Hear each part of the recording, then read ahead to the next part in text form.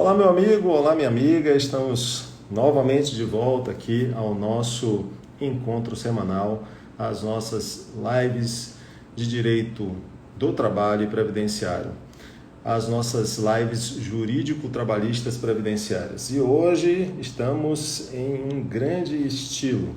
Teremos a participação, a presença do meu querido amigo, amigo fraternal, amigo irmão, Rodolfo Pamplona Filho. Ele daqui a pouco está aparecendo aí, a gente já conversou, ele daqui a pouco surge para ingressar e a gente vai conversar hoje sobre responsabilidade civil trabalhista. Olá, Luiz, tudo bem? Bárbara, todo mundo chegando aí, Lauro, claro, olha só, Rodolfo também, eu vou colocar aqui ele para entrar na sala. Tem muita coisa para a gente conversar, viu? Deixa ele chegar aí que vocês vão ver as novidades dele. Olha Olá, ele aí, pessoal. ó. Já estou aqui, já estou na área, me arrumei todo aqui, porque o professor Luciano Martinez é o professor mais elegante do Brasil.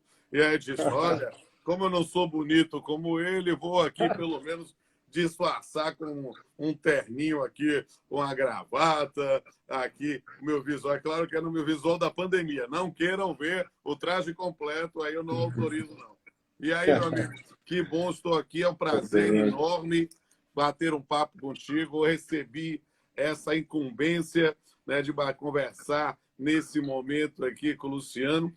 E aí eu disse, olha, eu tinha um compromisso, mas eu digo, deixa, não, o Luciano é prioridade absoluta. Na verdade, não é prioridade, sabe? Porque amigos que a gente considera irmãos não são prioridade, porque prioridade é o que entra na fila. Luciano não entra na fila. Ele pediu, aqui, é a minha fase Sidrem Magal. Me chama que eu vou e eu estou aqui com vocês, meus amigos, no perfil Trabalho Notável, para falar sobre responsabilidade civil no acidente de trabalho, conversar sobre tudo mais o que foi perguntado. E para mim é uma satisfação enorme, né, conversar ainda mais sobre esse tema, que é um tema que é objeto das minhas reflexões há muitos anos, né? Então, nessa perspectiva, né, a minha dissertação de mestrado, já no distante ano de 97, alguns aqui na audiência não eram nem nascidos, né? Eu trabalhando sobre o dano moral na relação de emprego, eu tinha tópicos específicos sobre o trabalho, eu incorporei isso nas edições seguintes e preciso tomar vergonha na cara e atualizar e fazer uma quarta edição do livro, porque eu acabei atuando muito mais no direito civil, né? E aí apenas ensinando no trabalho e processo de trabalho, lançando alguns textos. Mas eu estou falando aqui porque é a forma de ajudar Luciano também nesse momento, porque eu aprendi que na netiqueta das lives a gente precisa começar a falar no começo, justamente que aí o pessoal vai vendo que a gente está ao vivo, e aí já estamos com mais de 100 pessoas simultaneamente. Aí eu já passo a palavra para este homem encantador, desses olhos de mel. É o homem, olha, eu gosto de fazer bullying com o Luciano, porque o Luciano é meu melhor amigo, mas eu fico dizendo assim, a gente é muito amigo e a gente é completamente diferente, né? Porque Luciano é essa criatura educada, né? E você olha para ele, a impressão que dá para Luciano é que ele pede licença para pedir socorro. Ele é todo educado. E eu sou essa criatura estabanada para bater papo com vocês, conversar sobre o que for. Então, Lu, você é o boss, você é o comandante, você controla aí. Eu já falei demais, já entrou gente suficiente. Você começa. Eu sou meio entrevistador, né? Então eu vou fazer algumas perguntas, mas eu acho que eu não posso começar sem fazer um registro muito especial, tá? Que é um registro de um momento significativo na sua vida, que a partir de agora você não apenas tem um carro, como também tem uma Kombi. Conta isso aí, que o Brasil todo está sabendo já, né? Eu Rapaz, o negócio em bombou e tudo eu que é nem percebi lugar. uma coisa assim, informal. Eu Igual estou a do morando. Scooby-Doo. Hã? Igual a da turma do Scooby-Doo, né? Da É Tudo uma... Scooby-Doo, é o Mr. Machine. É Na o Mr. verdade, Machine. aí eu tenho que contar um pouco a história dos cachorros, né? Vale a O que pena, vale a aconteceu? pena. Dentro dessa minha nova vida, eu tenho atuado, e ainda mais nesse período da pandemia, né, morando aqui numa casa bem antiga, mas bem grande, Enorme. né? Aí nós estávamos com a ideia, olha, eu vou pensar aqui em adotar um cachorro. Aí a gente adotou primeiro a Camille Palha, né? Que é uma cadela muito educada, uma lady, sabe? Assim, ela realmente muito educada, ela já tem 7 anos, né? E ela tem uma história, todos têm história muito triste de Gente, violência, é né? importante dizer que os cães de Rodolfo têm nomes de De filósofos. filósofos, jus-filósofos. É. Então, assim, a Camille foi a primeira, né? Minha foi a Mas os primeira, a outros Camille vocês Palha, vão que é a conhecer. referência, a filósofa do feminismo. Mas a Camille chegou com um histórico de violência. Na verdade, ela foi cadela de rua há 2 anos, depois foi adotada, teve um momento de família, mas aí a sua dona, lamentavelmente, teve um câncer muito invasivo, faleceu, e aí ela estava meio órfã com a herdeira que não estava conseguindo manter. E aí eu disse, vou adotar, porque aqui não falta espaço aqui. Só que a Camille tinha um trauma, ela só gostava de lidar com mulheres. E aí, de repente, eu, que era o dono, não ficava mais aí só com minha namorada na época. E aí lá vai eu. Aí, em junho, a veterinária chegou para mim e disse, olha, Rodolfo, você que adotou um cachorro, né? Apareceu um aqui que a gente resgatou, é um cachorro que sofreu violência, né? Que o dono quebrou a cabeça do cachorro, foi terrível, as costas marcadas de cigarro, né? E aí, mas é um cachorro muito doce.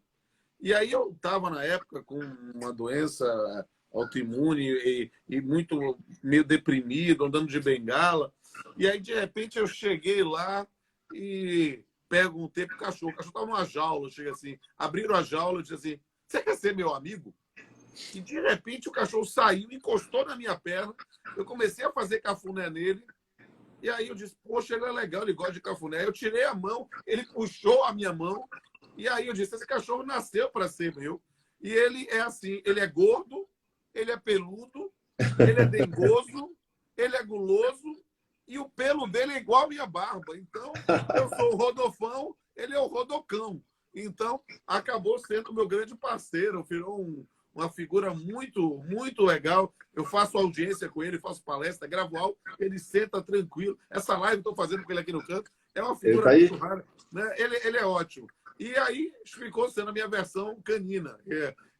Mas aí a ideia de trazer, numa ideia de construção de família, ficou numa provocação de trazer 2 cachorros que tinham Mas sofrido. o Rodolcão, ele tem um nome Não, filósofo. o nome oficial de Rodocão é Jean-Paul Sartre. Jean-Paul Sartre. Ele é uma figura. Porque o nome anterior era Saddam. Eu digo, pô, Saddam? Saddam, Jean, Sartre. Então ficou Jean-Paul Sartre. Né? E aí, dentro dessa linha, eu disse, eu fiquei com os 2, estou maravilhoso, mas quem tem 2, quem tem 2 pode ter 3, e quem tem 3 pode ter 4. Né? Aí apareceram os 2 irmãos, né? Hans Kelsen e Hannah Arendt, que eram 2 irmãos mesmo, que foram abandonados numa caixa para morrer com 2 meses. É um absurdo. E aí os cachorros estavam sem conseguir adotar a adoção, porque as pessoas só queriam adotar o Hans, né? E ninguém queria adotar a Hannah, só que quando adotava, ele ficava deprimido. E aí ele era devolvido. É um negócio assim, é uma história muito forte da ligação, eles são da mesma ninhada, né? E aí ele foi adotado e devolvido 2 vezes. Aí a dona do lar de adoção, que eu divulgo, procurem esse perfil no Instagram, marina.adota. Gente, ela é um trabalho maravilhoso que ela faz. Eu adotei os 2 cachorros lá. A Tchutchucão está aqui encostando na minha perna aqui. Daqui a pouco eu carrego ele e boto ele aqui. E aí, mas quando eu cheguei para adotar os 2, imagine, querido Luciano, 150 cachorros. E no meio deles, um dálmata. Esse é meu predileto. Eu gosto enorme, dele. uma coisa assim que chamava a atenção, né? E aí eu chegava e dizia, meu Deus, eu olhei para a menina Marina, de Marina, um dálmata, porque um dálmata é um cachorro para nossa geração, né? Aí um dálmata, e ele, puxa, você tá lutando a tapa para adotar ele, não? Ele disse, não, doutor, ele está condenado a morrer aqui. Eu digo, por quê, amiga? Porque ele é muito grande. Ele é muito maior do que... E ele ainda é filhote, ele só tem 10 meses. Só que ele é o cachorro mais animado aqui do lar. Mais animado. Todo mundo gosta dele. O nome dele na época era Marshmallow, né? Aí, poxa, todo mundo gosta. E ele se destaca mesmo com tanto cachorro.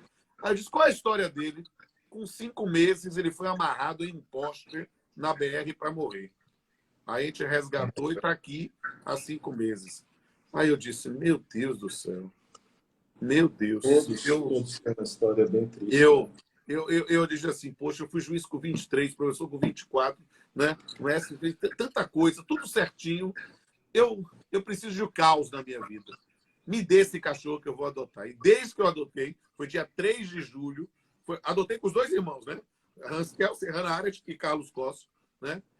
Eu não tenho uma noite, um dia que eu não tenha alguma coisa diferente, né? Eles bagunçam tudo. Mas a minha Olha, casa... você pode escrever um limpa, best-seller. né? Eu sei que Mas você eles são vende sensacionais, muito. cara. São sensacionais. Eu sei que você... Eu estou falando em cima de você porque eu quero participar, dizer isso na hora certa. Você é um best-seller de direito civil e de direito do trabalho e pode ser também um best-seller de uma redação mais soft para as pessoas, porque a sua história com esses cães já forma um enredo maravilhoso, significativo e marcante para a vida das pessoas. Acredito que você tem aí uma oportunidade de contar cada um desses episódios, porque a cada dia acontece uma coisa nessa casa, né? Cada dia acontece uma coisa. Devem estar aí criando capítulos do seu livro. E aí que eu digo, como ele é muito grande, e aí a história da Kombi, ele parece um Scooby-Doo. Embora o Scooby-Doo, a gente sabe que é um dog alemão, mas ele é um dálmata enorme que consegue abrir todas as portas da casa, de correr, ele abre a porta, ele come, ele já comeu minha Alexa, né? Comeu o joystick do PlayStation, come caneta. É uma figura raríssima, mas assim, todo bobo, todo simpático, as pessoas chegam aqui na casa, ele beija as pessoas. É uma figura rara. E eu disse, o Scooby-Doo, Scooby-Doo, Scooby-Doo, e eu adorava o Scooby-Doo. Eu disse, eu tô andando no carro, e aí o Jean-Paul Sartre e a Camille Palha são muito educados, então eles andam no carro, assim. Mas o Hans e a Hannah são tabaréus, sabe? Então eles vão no carro e ficam assustados. O Carlos é enorme, e só cabe na mala do carro. Aí, poxa, como é que eu passeio com eles? Aí eu disse, eu vou comprar um carro que caiba todo mundo. Como eu sempre sonhava em ter uma Kombi, aí eu disse, vai ser a Kombi da Matilha. Mas uma Kombi, eu achei uma Kombi ótima do professor Eduardo Almeida, que é filho do professor Romulo Almeida, né? Aí eu disse, olha, eu vou comprar a Kombi muito bem conservada, uma Kombi 2010, né? Assim, estava funcionando direitinho. Aí, mas a Kombi toda branca não faz sentido para mim. Aí eu disse, vou plotar. E aí plotei metade da Mr. Machine, a outra metade, uma coisa Flower Power. Botei o papinho do Pamplona, o Colunas de Consort, a poesia cantada. E botei os cachorros, pensei um desenho estilizado. Então acabou para ser algo. Então, ir na praia pela primeira vez com 5 cachorros é uma sensação maravilhosa, né? Mas é algo que eu estou assim, me sentindo uma criança nesse pulsar. Só que isso é nossa notícia assim, pessoal. Nós temos hoje que bater um papo também dogmático. Você sobre... mas eu estou adorando, e quem quiser ver, Rodolfo o assunto Rodolfo, o assunto Kombi do Rodolfo, foi objeto de um artigo publicado no Correio, que é um jornal aqui da Bahia, e eu até coloquei essa matéria lá no meu canal do Telegram. Eu acho que as pessoas devem já conhecer o canal do Telegram, mas se quiserem, manda um direct, eu informo. Ou até o Rodolfo tem também, deve ter publicado em algum lugar aí essa reportagem tão bacana que fala do juiz nerd que tem 5 cachorros e que está aflorando aí o seu lado criança, né? Acho bem... Olha, eu acho o seguinte, não faz Lu, nós temos a mesma idade, somos do mesmo concurso, somos colegas da UFBA, colegas de magistratura, e eu posso lhe dizer, meu irmão, a fofoca, Luciano é mais velho do que eu, inclusive, já desistiu, né? Um mês e 13 dias, não abro mão de dizer que ele é mais velho que eu, mas, gente, a gente está chegando nos 50 anos, a gente é juiz desde os 23.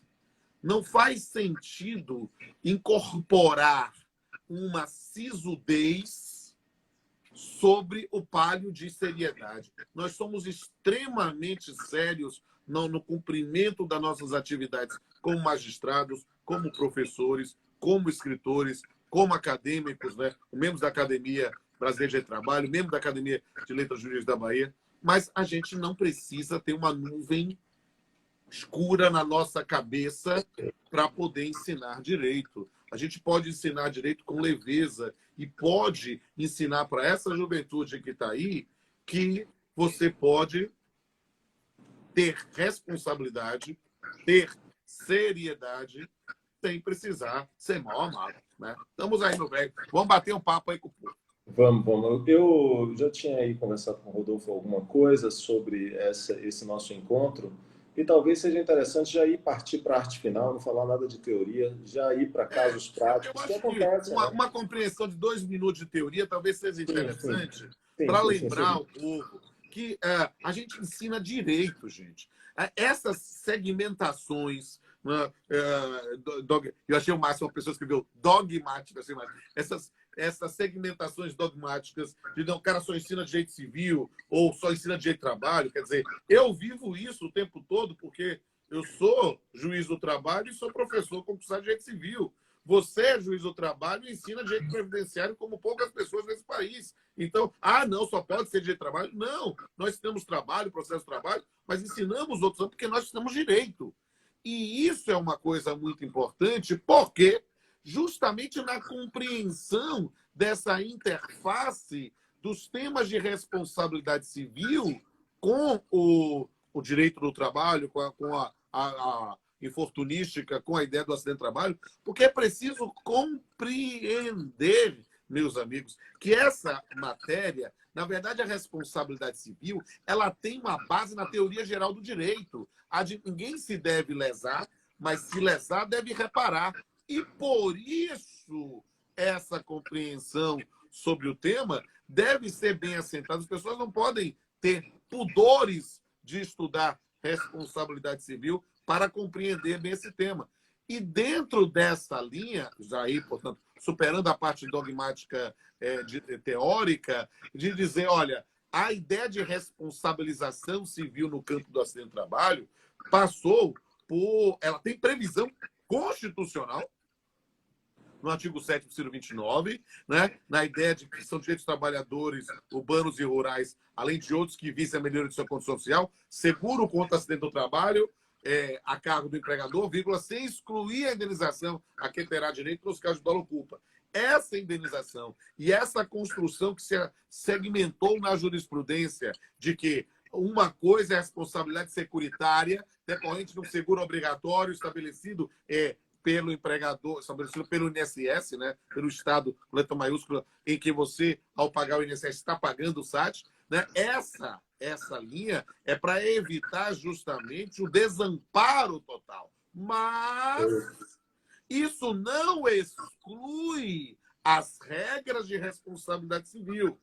E isso é algo que é muito importante para nós, militantes na área trabalhista, na Justiça do Trabalho, por causa do conflito de competência 7204, julgado em junho de 2015, que reconheceu a competência da Justiça do Trabalho para a reparação por danos morais decorrente de acidente de trabalho. Mas numa linha que já havia precedentes, eu defendo isso desde 97, pelo menos, né? Mas nesse ponto é preciso compreender que muitas questões decorrem desse assentamento da nossa competência.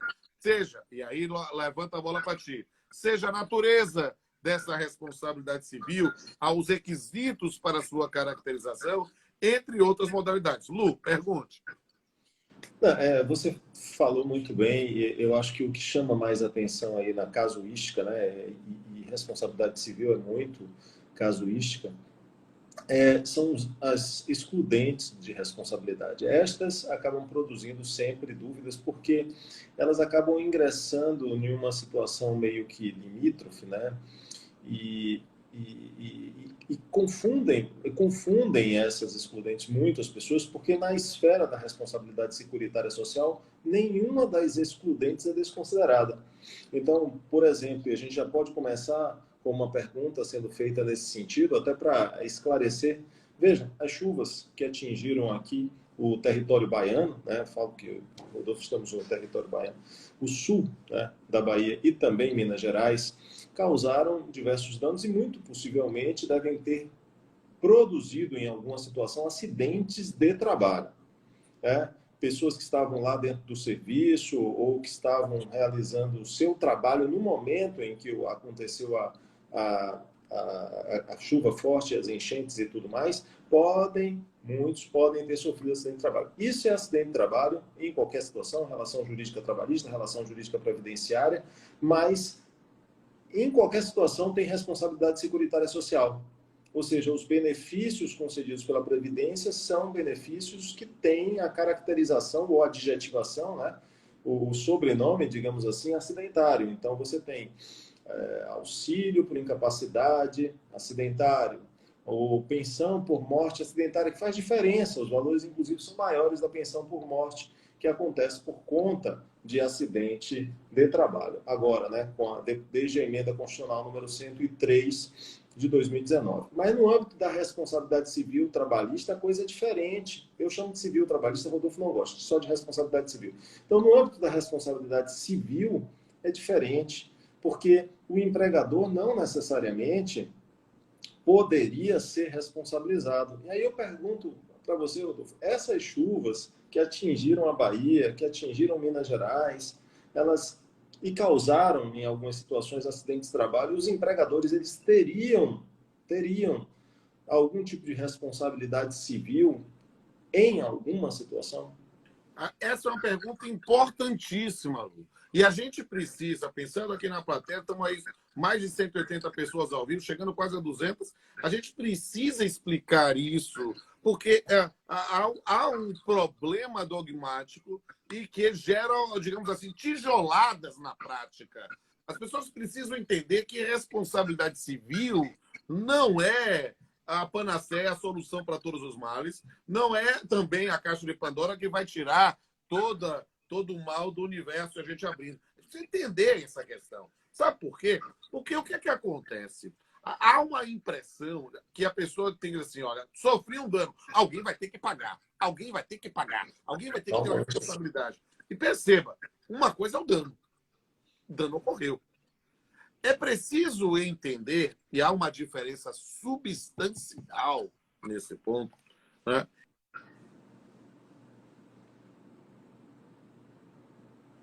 Tá sem som. Eu não estou te ouvindo, Rodolfo. Você foi que ouve aqui.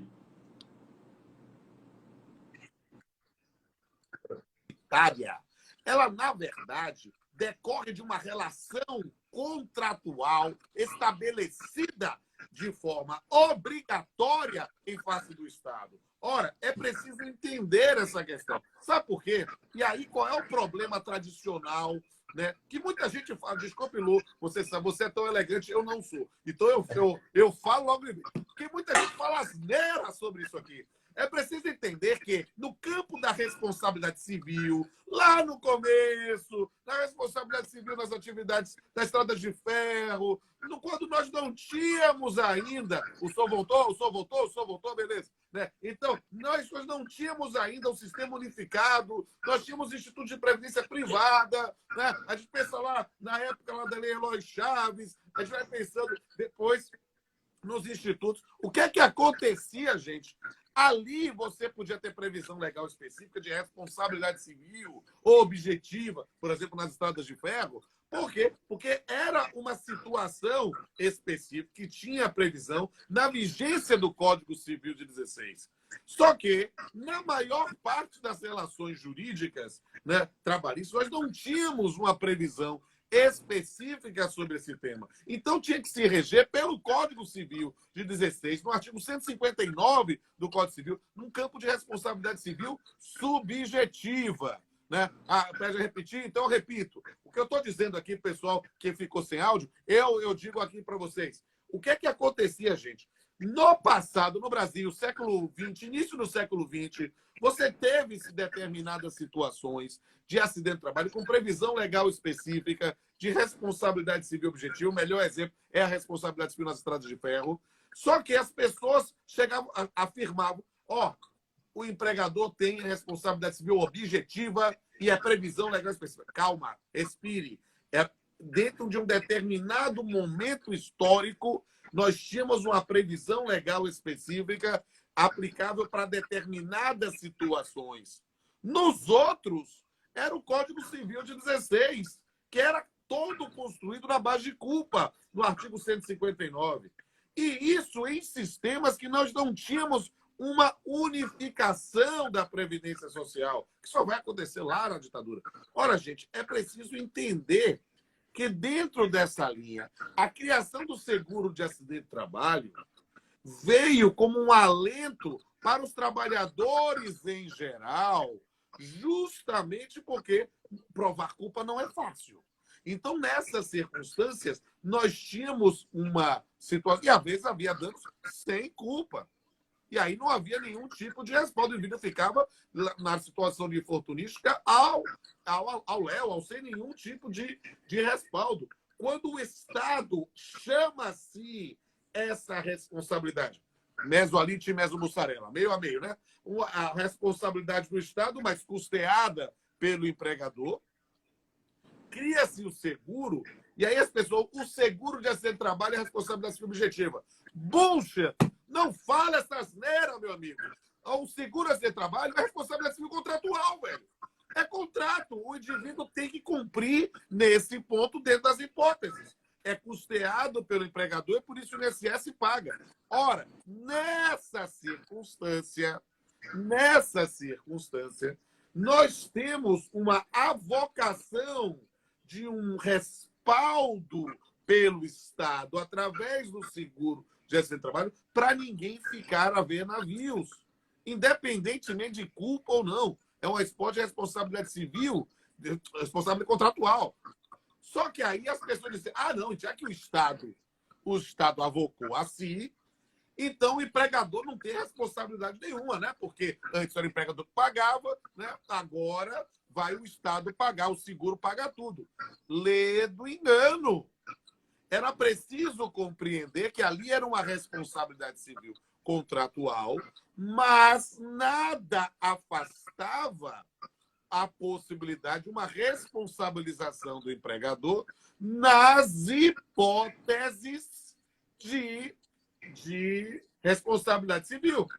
E é preciso entender que a Constituição de 88 foi editada na época do Código Civil de 16, cuja regra era a responsabilidade civil subjetiva.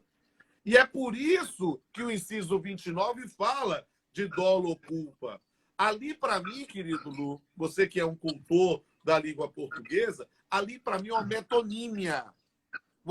Ele é o responsável pelo étimo lá, toda quarta-feira, né? Ele redige a origem das palavras. Mas perceba, é uma metonímia. Ou seja, é usar uma parte pelo todo. Era dizer, existe uma responsabilidade securitária independente de ter uma responsabilidade civil. Era isso no dolo ou culpa. Aí o que é que aconteceu, amado Lu? Ora, nessa circunstância, nós tivemos um aprofundamento do sistema de responsabilização civil no país, notadamente com o Código Civil de 2002, o parágrafo único do artigo 927, com várias também outras hipóteses de responsabilidade civil objetiva. Fazendo aqui uma brincadeirinha com o nosso amigo Lauro, né? Ó, qual é a minha responsabilidade em função de um dano causado por Camille Paglia, Jean-Paul Sartre, Hans Kelsen, Hannah Arendt ou Carlos Costa, os meus 5 filhos caninos? Aí uma responsabilidade civil objetiva por previsão legal específica do Código Civil, lá no artigo 938, 940, lá por volta, né? Por quê? Porque aí só exclui, na hipótese de quebra de nexo causal, de culpa exclusiva da vítima ou força maior. Por quê? Porque é preciso entender esse sistema. Houve uma objetivização da responsabilidade civil muito mais forte com o Código Civil de 2002. E isso não seria isso não seria algo que se afastaria da área trabalhista. E é nesse ponto em que entra a questão. Nós passamos a ter uma hipótese da teoria. Por isso que eu digo, viu, Lu? Eu não gosto de falar responsabilidade civil trabalhista. Eu falei responsabilidade civil. Eu sou empolgado, porque é para trabalhar as premissas teóricas. É responsabilidade civil. E o sistema de responsabilidade civil no país mudou substancialmente a partir do Código Civil de 2002. E é por isso que aí eu digo, olha, gente, é preciso entender, não faz nenhum sentido imaginar que, com o parágrafo único do artigo 927, que fala que haverá obrigação de reparar o dano independentemente de culpa nos casos previstos em lei. Nenhuma novidade é no sistema do Código Civil 16. A novidade é, quando a atividade habitualmente exercida pelo autor do dano importar pela sua própria essência riscos aos direitos de outrem. Ou seja, um conceito aberto. Não é aberto, não, é escancarado. E aí o que é preciso entender? Que aí é o meu lado nerd falando, o grande filósofo a citar aqui é o Benjamin Parker. Quem é o Benjamin Parker, povo que assiste essa live? Quem é o Benjamin Parker? É o tio do Peter Parker, que antes de morrer disse, com grandes poderes, grandes responsabilidades. Nós passamos a ter ali um maior poder ao magistrado, no parágrafo do 927, trazendo uma maior responsabilização, inclusive objetiva, independentemente de previsão legal específica. Então, nessa linha, a gente precisa entender, eu faço a piadinha para você nunca mais esquecer o assunto, é preciso entender essa matéria, né? Quando a gente compreende que nós temos um sistema. E por isso, aí respondendo a pergunta de Lu, ora, hipóteses de quebra de nexo causal continuam existindo em sede de responsabilidade civil. Agora, é preciso entender se a responsabilidade, no caso concreto, é algo que da responsabilidade civil subjetiva ou é para ser utilizada com uma hipótese de risco da atividade. Para você já fazer sua pergunta do milhão, né? Eu já trago uma questão que é, digamos assim, a simplificação dela, o acidente in itinere. Ora, meu amigo, minha amiga, você tá, imagine assim, Lu é essa elegância, eu não sou. Eu estou lá dirigindo, eu sou barbeiro, e eu, saindo da instituição privada que eu dou aula, para minha casa, bato o carro. Já pensou? Bato a Kombi. Ah, vou chorar. Não, se eu bato a minha Kombi, indo ou voltando do trabalho como professor, isso é acidente de trabalho. Sim. Mas a minha instituição privada que me emprega tem alguma responsabilidade? Não. Porque, a priori, ou foi culpa exclusiva da vítima, é mais provável eu, o barbeiro, bati, ou foi hipótese de ato de terceiro. Outro barbeiro bateu em mim. Então, é preciso entender que nós temos uma circunstância. Só que aí a gente começa a botar, estamos na Bahia, bota pimenta no acarajé, bota pimenta no abará, bota pimenta na moqueca. Ora, e se é o empregador que transporta, aí não é o direito do trabalho, é o direito civil novamente. Porque aí, se o empregador transporta, ele transporta, nós temos um contrato de Sem áudio de novo. Ainda que gratuito. E nessa circunstância, haverá responsabilidade civil objetiva no contrato de foto. Estou botando mais carregar uma bateria aqui, porque fiquei com medo que o som sumiu. Fala aí, estou falando. Você Bom, sabe você que começa a falar, não para de falar. Vai, tá ótimo, tá muito bom. Aí a gente engata com aquela coisa, né? Você disse, se eu estou dirigindo o meu carro e eu sofro um acidente ao sair da faculdade privada onde eu ensino para minha casa ou vice-versa, isso é acidente de trabalho para fins previdenciários, né? No final das contas, é acidente de trabalho para qualquer fim, mas para fins previdenciários eu vou receber os benefícios por incapacidade. É acidente de trabalho para fins trabalhistas, porque vai ter reflexão no sentido de que durante o meu afastamento eu tenho que receber o FGTS, mantido o FGTS. Eu vou ter, quando voltar para o serviço, uma estabilidade, não vou poder ser despedido, né? Tem essas particularidades que acabam entrando no trabalhista. Mas você dizia, se o empregador dá o transporte, ele passa a ser responsável sob o ponto de vista civil, porque se aplica aí a legislação civil. E, igualmente, parece, se o empregador contrata o transporte, né? Mesmo que o transporte seja próprio ou contratado. E aí você poderia fazer algum comentário, talvez, se sentir bem em fazer, do lamentável acidente que aconteceu lá com a delegação da Chapecoense em 2016. E que traz um monte de discussão, né? Isso acaba, os exemplos, eles acabam marcando a docência. A gente consegue entender melhor com base nos exemplos. Então, note só, o clube contratou uma empresa de transporte aéreo e essa empresa de transporte aéreo, por razões que, afinal de contas, todo mundo já teve a oportunidade de acompanhar, acabou produzindo aquele acidente fatal para grande parte daqueles que estavam na aeronave, né? E, no final das contas, há pouco, né, a gente até publicou isso, né, por esses dias, a gente tem uma publicação todo dia, né? Todo santo dia, eu, Rodolfo e Danilo Gaspar publicamos um card. E há alguns dias a gente publicou um que tratava justamente sobre isso, falando da sentença lá do Tribunal Regional do Trabalho da 12ª região, né? Santa Catarina. E entra nessa discussão a responsabilidade objetiva da Chapecoense em relação aos seus atletas. E a gente discutiu sobre isso também, sobre os jornalistas que eram ali transportados. Eles eram transportados e iam fazer uma cobertura para as suas emissoras, suas empresas, né? E aí me parece que o tratamento jurídico foi diferenciado em relação a jogadores e em relação a esses jornalistas que acabaram não sendo considerados como destinatários, ou seja, as famílias dele, claro, né? Como destinatários da mesma proteção, do ponto de vista da responsabilidade civil. Comenta aí rapidinho. Acho que comento. E eu quero fazer um desafio, gente. Vamos quebrar a internet hoje aqui, ó. Tá com 192, eu quero ver 200.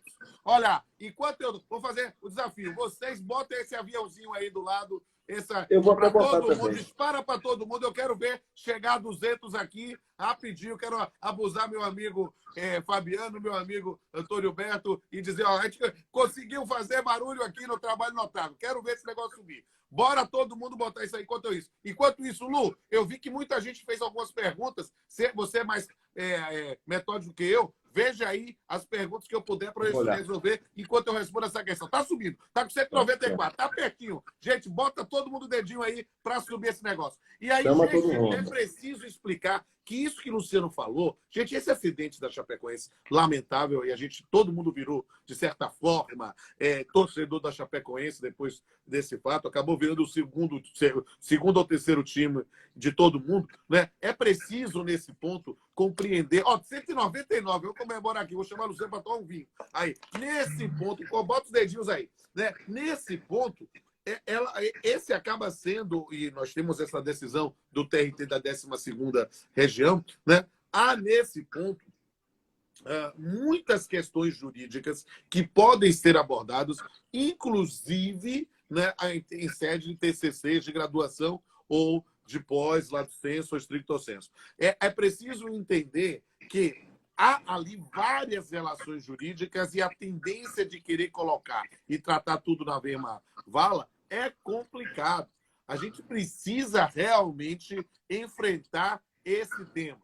E aí, ó, chegou 200, ó, se chegar, o pessoal quer desafio? Quer desafiar o desafio. Se chegar a 250, eu sorteio o meu livro de Manual de Direito Civil. Nem que eu falei isso com o negócio. Vamos lá, agora é com vocês. Pronto, pronto, joguei o desafio enquanto estou falando. Se chegar a 250, eu sorteio o livro, Luciano sorteia, ele bota aí. E aí, o que é preciso compreender? Nessa linha, você tem ali a presença no acidente de pessoas em função de relações jurídicas distintas.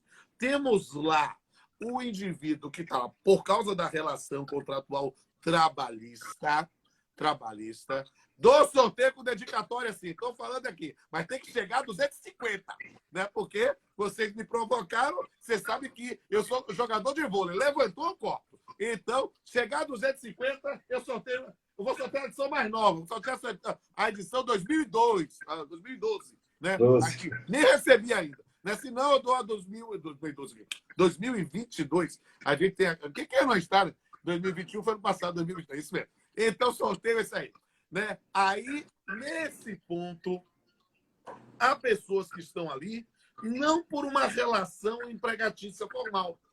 Eles estão em função de uma prestação de serviço autônoma, decorrente de uma atuação, né, como jornalistas, por exemplo, né, e estão ali, às vezes, inclusive, com uma situação semelhante a uma guelta, né? O indivíduo, não dobra a meta, não, é 250 mesmo, doutora Soraya. Pode ir, que eu sou homem de palavra do fio de bigode. Se eu ver aqui 250 aqui, eu sorteio o livro, eu dou o livro para o Luciano sorteio com vocês, né? Aí, nessa linha, o indivíduo está ali, né, para fazer uma cobertura jornalística, está indo junto com os profissionais da relação empregatícia, mas não tem, em relação ao empregador, nenhum tipo de situação. É diferente, e aí perceba como isso aqui é polemicíssimo. Polemicíssimo. Era nesse ponto, né? Era 200 para chegar, 250 para sortear livro. Não discursa aí, doutora Soraya. Já falo logo ao vivo, ao vivo. Eu quero fazer esse ponto.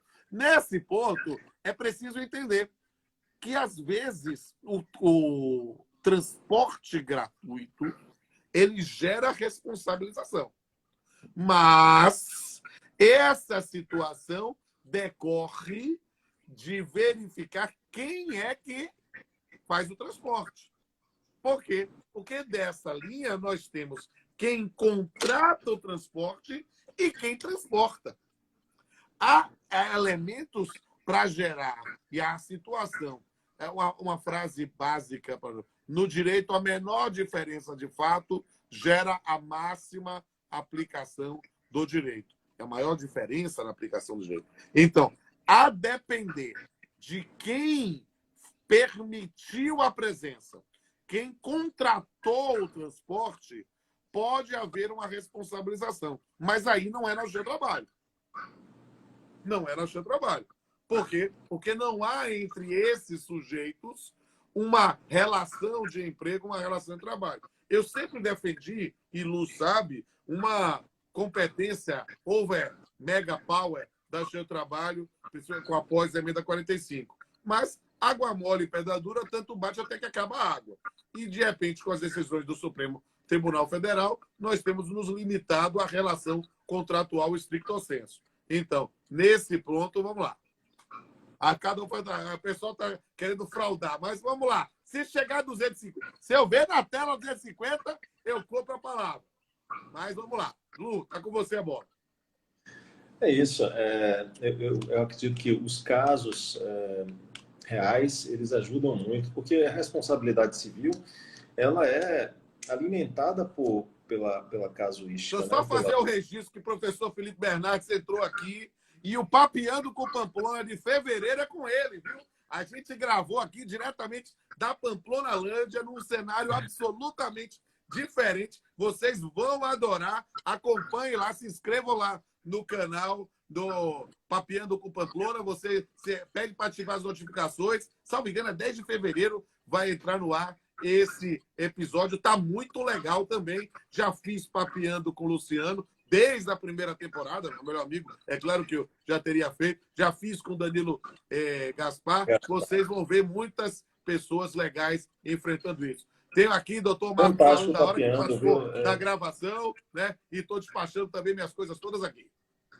Fantástico Papeando, eu conheço, e muita gente cita o Papeando como fonte em monografias, as passagens daquilo que se fala. Eu não sei quantas pessoas o Rodolfo já entrevistou no Papeando, mas eu posso citar que entre essas pessoas está o Luiz Edson Fachin, o Marco Aurélio, os ministros do Supremo Tribunal Federal, ministros do TST, figuras importantíssimas do direito civil, figuras emblemáticas do direito do trabalho, pessoas absolutamente importantes. Eu, se fosse você, eu ia lá e dava uma conferida no canal que trata sobre esse assunto. Qual é o seu canal lá no Telegram ou no YouTube?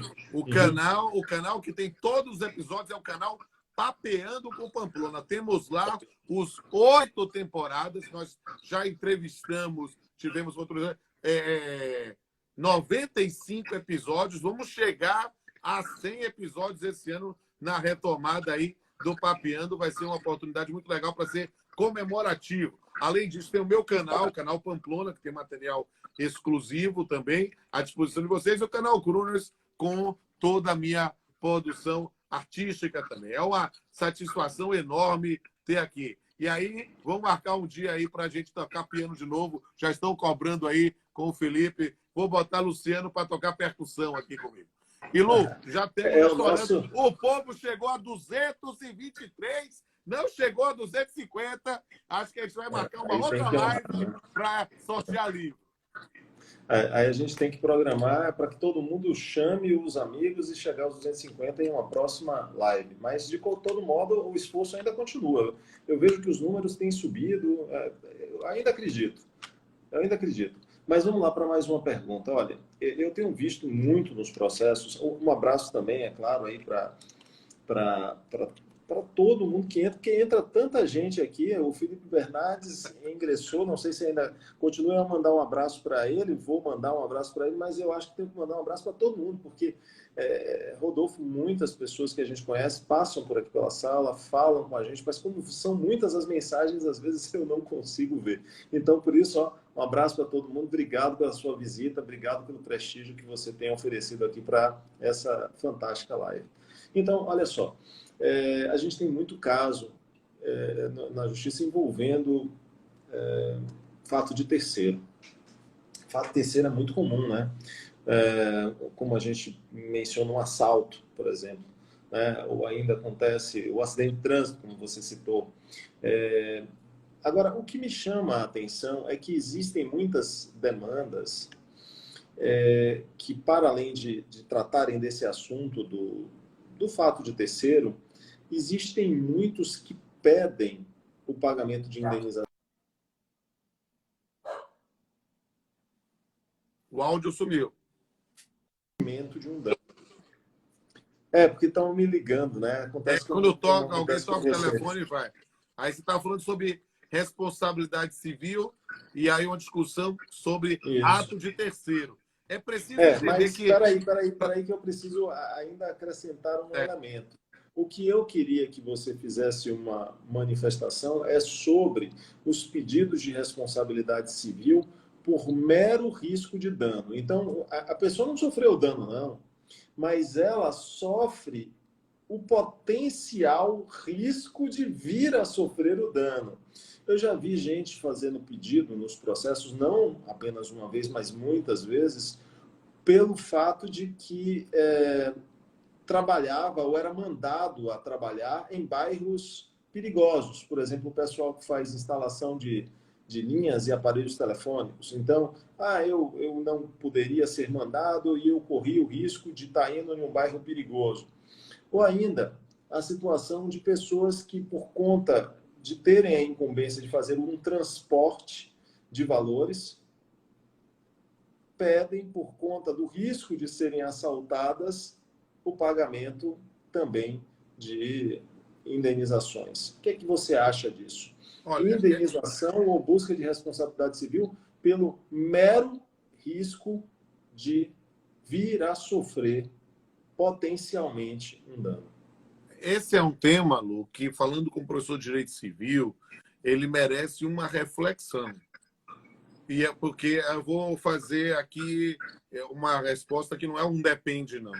É preciso entender que o tema chamado Mas o depende é responsabilidade civil. importante. O depende é importante. A gente até já publicou sobre isso. Né? Isso. A responsabilidade civil pressuposta é um tema que a Gisele de Noronha já trabalhou. O Luiz Carlos Assis, você foi da banca, né, trabalhou também esse tema lá na dissertação de mestrado dele. Né? Então, nós temos aí pessoas que enfrentam o tema da responsabilidade pressuposta, que é uma responsabilidade sem dano. Agora, não é situação como esses exemplos trazidos por vocês. Nesses exemplos trazidos por vocês, já é uma forçação de barra, com todo o respeito. Uma forçação de barra. Porque não há nesse ponto responsabilidade por esse dano potencial. Não é isso. A responsabilidade pressuposta fica evidente, e você, por exemplo, que é um homem que gosta muito, trabalhou lá em Santo Amaro, é a discussão sobre potencial desenvolvimento de uma patologia, um câncer, em função do trabalho em determinadas situações. Né? Você que foi juiz em Guanambi e trabalhou lá perto de uma situação em que há minas, né, de material radioativo, é algo que é complicado. Né? Então, ali você tem um dano que é certo, mas que não tem que saber quando vai acontecer. Essa é a responsabilidade pressuposta. Ou seja, o indivíduo vai desenvolver câncer, só não sabe quando. Agora, esta é algo que se trabalha na doutrina. Não é essa situação. Essa situação, o local de difícil acesso ou de local perigoso, porque ele tem que fazer instalação lá, é um local que está interditado? Não. É um local de livre acesso? É um local que a pessoa dirigindo o carro chega, vai. Então, todo mundo pode ir para lá. Então, imaginar que nessa circunstância, porque o indivíduo fica com medo de ser assaltado, né, ele tem ali uma responsabilização, parece-me um exagero. É diferente se o indivíduo foi. Se o indivíduo foi, aí se o indivíduo foi assaltado, aí nós temos uma outra circunstância. Nós temos ali naquela circunstância uma hipótese que ele pode sofrer danos, inclusive, tá? E aí, nesse ponto, se caracterizar como acidente de trabalho. Imagina, tomou-lhe uma porrada, né, numa noção de violência nesse ponto. Mas o indivíduo sofreu dano em função de um ato de terceiro. Um assalto, por si só, é um típico o ato de terceiro. Você tem uma hipótese que o indivíduo acaba sendo vítima e, às vezes, a própria empresa se torna vítima. Porque você imaginar e o risco de mal só pelo considerável. assalto, a empresa pode estar sendo assaltada e sendo vítima da mesma forma. E vai assumir o dano por causa do ladrão. Então é preciso compreender, quando a gente usa o exemplo absurdo, faz-se uma reflexão maior. A Vera pergunta se é objetiva ou subjetiva a responsabilidade pressuposta. Na verdade, é uma hipótese de responsabilização objetiva, mas se você desenvolve por perícia, aí é o Christian Bernard, perito aqui participando também, desenvolve com um potencial lesivo futuro, né, em que você vai ter o desenvolvimento, mas não dado. É uma construção, realmente, eu sugiro o aprofundamento desse tema com os dois autores que eu citei, né, Gisele de Noronha e Luiz Carlos Assis Júnior. E o risco de mal considerável é indicado lá na legislação trabalhista como um fator que pode levar à ruptura do contrato. Isso não gera nenhum tipo de responsabilidade. Eu, como empregador, submeter alguém a um possível mal, e a um mal considerável, ou seja, insistir em colocar esse trabalhador em uma área de risco social e, consequentemente, de possíveis assaltos ou até mesmo agressões. Isso, a minha insistência como empregador pode gerar ruptura do contrato, mas não geraria nenhum tipo de indenização. Essa é o seu ponto de É vista? preciso entender o seguinte, o que é esse mal considerável? Porque É isso. vamos parar para Imagine que uma entender o região que é seguinte. dominada Nós pelo temos, vamos pensar, olha tráfico. que circunstância interessante. Eu vou trabalhar com um acordo do Sérgio Cavalieri, né, que antes mesmo do Código Civil 2002 admitia uma responsabilidade da empresa de transporte de ônibus, né, quando tinha assalto na favela da Rocinha. Eu conheço esse acordo. E era uma circunstância pensando nesse mal considerável. Né? Mas perceba, querido, qual é a alternativa para isso? Não prestar o serviço naquele local. Direito Olha, de resistência. né? Aí Direito o de indivíduo, eu resistência. posso não prestar o serviço naquele local? A empresa vai dizer, olha, eu estou... As empresas de ônibus agora vão dizer, nós não vamos pegar linhas, né, para esses locais. É direito de resistência, é jus resistente, né? O empregado pode, diante desse mal considerável, deixar de realizar a atividade naquele domínio. Por exemplo, muitos falam sobre as instalações de aparelhos e linhas telefônicas em bairros dominados pelo narcotráfico. Certo. Esse é o exemplo mais frequente. Então, o empregado, ele não quer ir lá fazer as instalações. Eu não vou nesse lugar. Aí o empregador, você vai sim, porque eu te contratei. Se o empregado ele disser, eu não vou porque eu estou protegendo um bem mais importante do que o meu próprio trabalho, que é a minha vida, ele pode reivindicar isso em juízo sob o fundamento da ocorrência de um jus resistente. Ele não vai ser apenado por conta desse descumprimento. É claro que esse descumprimento vai ser levado à avaliação judiciária, mas ele não vai ser apenado. Agora, no final das contas, fica somente nisso, essa que é a pergunta que grande parte das pessoas faz. O empregado não poderia conseguir, por ter sido levado a essa circunstância, mas aí não seria nem por responsabilidade civil propriamente, né? Não sei. Aí Ele estaria me sofrendo parece um dano, mas que a um dano... responsabilização pode ser por um eventual desvio do contrato, por uma não por uma situação de responsabilidade civil, ou por um porque dano não há. assédio, né? Ou por um assédio, ou ainda por estar sendo submetido a um digamos, um direito da personalidade que é relevante, que é a incolumidade física, né? A saúde, a segurança, enfim. Alguns conseguem resultados indenizatórios por conta desses danos que não são danos tangíveis, né? São danos imateriais. Exato. A gente vê isso muito nos processos. Esse é um tema também fascinante. Eu sugiro que a gente faça uma outra live, porque a gente ia acabar. 17h40, já deu 18 horas e eu já vou ficar aqui. É que você fala muito e muito bem. Então as pessoas ficam envolvidas, né? Não dá jeito. Mas olha, Rodolfo, muito obrigado por você ter comparecido. Eu sei que você tem aí sua atividade, sua turma canina está toda aí. Se quiser colocar aí no vídeo, o pessoal vai... Como deu hora, eu abri a porta ali para fazer. É só você dar um assovio que ele abre a porta. Ele abre. Carlos abre qualquer porta. É uma grande figura. Tá bom, então. Obrigado, Rodolfo. Obrigado a todos que estiveram nessa live. Muito obrigado. Ela vai ser gravada. Estaremos juntos aí em outras tantas oportunidades. E sigam o perfil de Rodolfo. Ele é fantástico. Tem tanta coisa boa, tem tanta novidade, sabe muito de tanta coisa. Siga o perfil do Luciano, siga o perfil do Trabalho Notável. E a gente mande um direct para mim que eu já jogo todos os links e canais do YouTube, blogs de poesia. Mandar um beijo a todos e todas que estão aqui assistindo. Estou vendo pessoas maravilhosas que entraram aqui. Se eu ficar dizendo o nome, vai dar ciúme. Então, eu quero dar beijo a todos e todas aqui. Tá bom, irmãozinho. Um abraço. E até mais para todo mundo. E foi uma ótima live. Tchau, tchau.